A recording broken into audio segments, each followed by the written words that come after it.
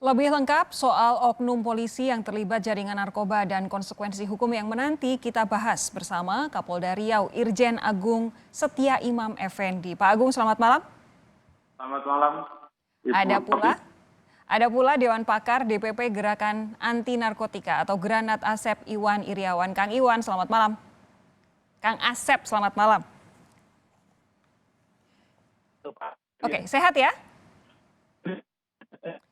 Kang Asep, saya belum bisa mendengar suaranya di studio, teman-teman. Mungkin bisa dicek lebih lanjut lagi. Saya akan berbincang dengan Pak Kapolda dulu kalau begitu. Pak Kapolda, tadi Anda menyebut tidak mau menyebut nama anggota kepolisian yang terlibat ini, tapi kami tahu bahwa inisialnya adalah Kompol IZ begitu. Bagaimana sih ceritanya sindikat narkoba yang melibatkan Kompol IZ ini? Ya, yang bersangkutan berperan untuk bisa mengawal saudara HW dalam peredaran narkoba di Kota Pekanbaru. Jadi peran ini yang selalu dicari atau dimintakan oleh para pengedar di wilayah Pekanbaru ataupun yang biasa dilakukan oleh para bandar, bagaimana mereka untuk mengamankan peredaran narkoba ini minta bantuan, minta pengawalan, minta pengamanan dari aparat-aparat yang ada. Dan saya rasa ini satu hal yang mulai hari ini kita ingin memberantas ini. Dan saya yakin kita semua sedang fokus untuk bagaimana kita menyelesaikan masalah narkoba yang sesungguhnya. Yang kita tahu peredarannya sudah sangat masif. Lalu sebenarnya jaringan narkoba ini bergeraknya seperti apa? Ya. Jaringan ini kita mengenal bahwa barang-barang atau narkoba ini, yaitu jenis sabu-sabu ini, yang kita peroleh dalam bulan ini ada 36 kilo. Itu rasanya bagian kecil dari yang kita bisa bongkar. Tapi kita tahu bahwa bulan ini kita di samping tadi yang 16 kilo, kita juga menemukan yang 20 kilo. Yang sebelumnya, seminggu sebelumnya kita menyita 50 kilo. Itu semua barang berasal dari negeri sebelah, yaitu Malaysia. Dan kita tahu bahwa peredaran dari narkoba jenis sabu-sabu ini dikendalikan oleh bandar-bandar yang ada di sana. Oke, tunggu. Pak Agung, di sana tuh maksudnya di mana? Di Malaysia. Oh, di Malaysia ya? Oke. Ya. Silakan dilanjutkan. Ini adalah satu dinamika peredaran narkoba yang perlu kita tuntaskan penanganannya. Jadi kita perlu kemudian melihat bahwa barang-barang yang masuk melalui pantai yang ada di wilayah Provinsi Riau ini ataupun yang lain, itu menjadi sarana masuk bagi mereka untuk kemudian mengedarkan. Oke, tapi spesifik soal anggota polisi yang terlibat ini, Kompol IZ ini perannya apa? Ya, dia diminta oleh saudara HW untuk kemudian mengantarkan barang 16 kg ini ke tempat yaitu di Jalan Arifin Ahmad yang nantinya akan ada yang menerima di sana. Jadi tugas dia adalah untuk mengawal. Oke, jadi mengawal karena supaya terlihat ada yang berseragam begitu sehingga tidak ada pertanyaan lebih lanjut dari petugas-petugas yang lain begitu ya, saya bayangkan seperti itu. Bukan.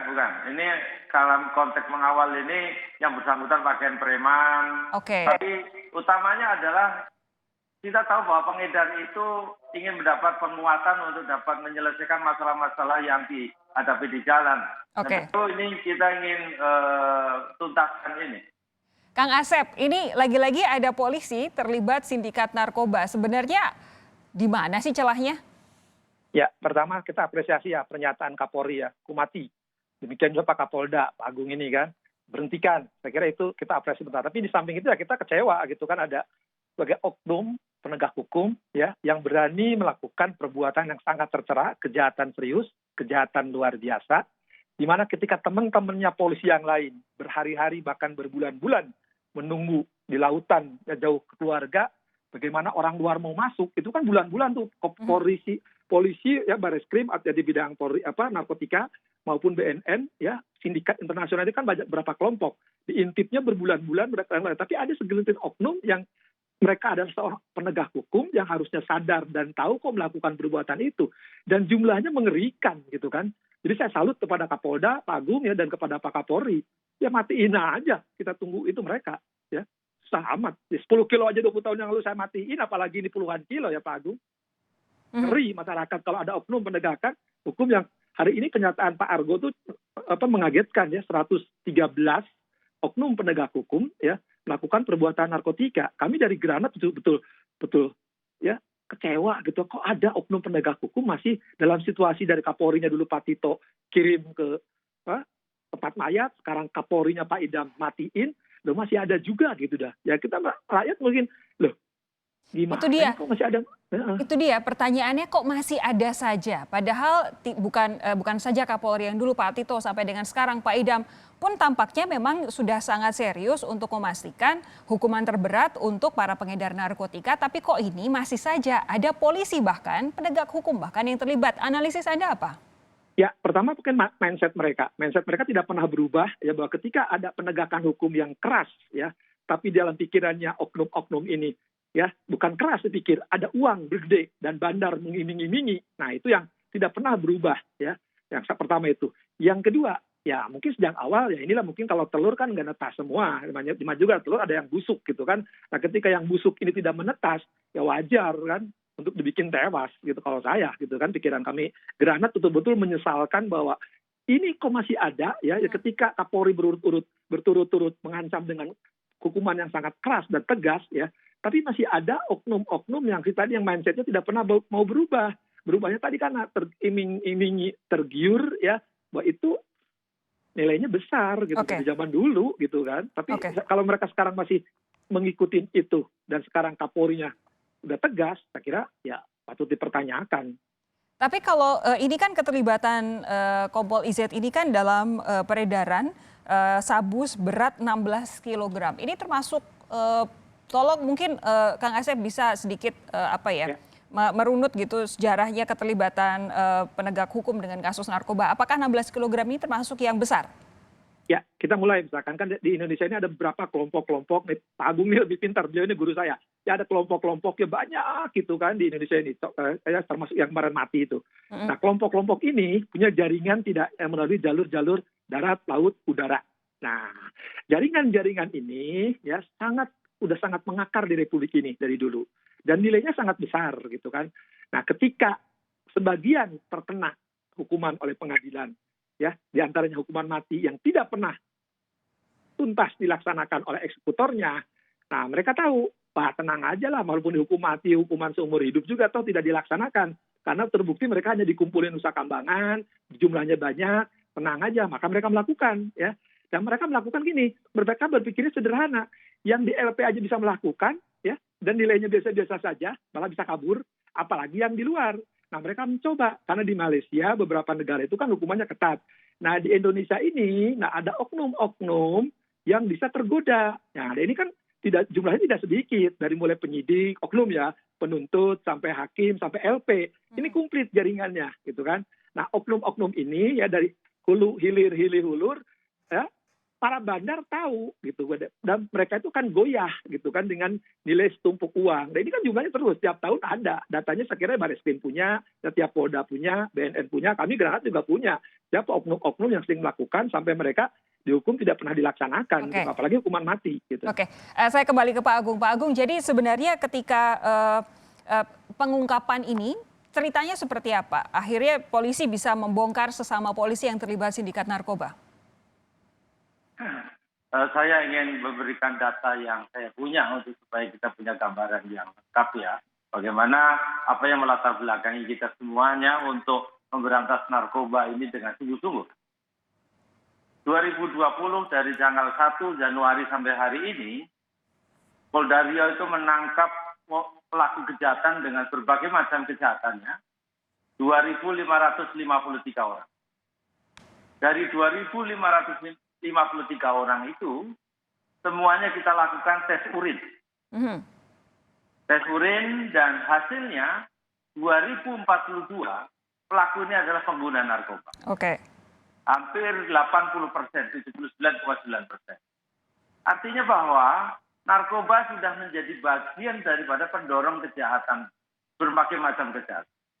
Para pelaku menggunakan narkoba untuk mengiringi ataupun untuk kemudian mendorong niat jahatnya itu menjadi realita dengan melakukan kejahatan. Artinya narkoba sudah menjadi hal yang harus kita tangani dengan sungguh-sungguh. Saya paham itu bahwa kita harus berkolaborasi, kita harus penguatan terhadap semua elemen berantas narkoba.